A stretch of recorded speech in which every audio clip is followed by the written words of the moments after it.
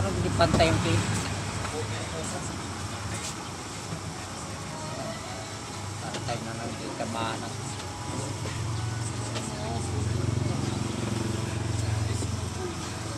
Ang galing mo yan, ma. Ayan guys, nagpakulay ng buhok.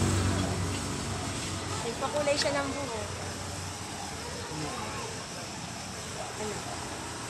Ano masasabi mo? Tayo na yung kilay ko. Tanggal naman yan guys, no? Naaanlawan yan. Wala yan.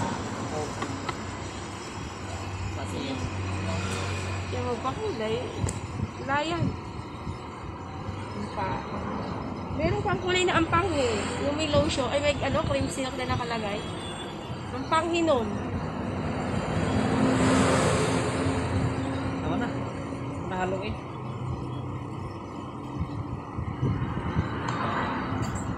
Diyan ka lang, huwag ka umalis dyan. Papatuyo ka sa electric fan. Yan, guys. Meanwhile,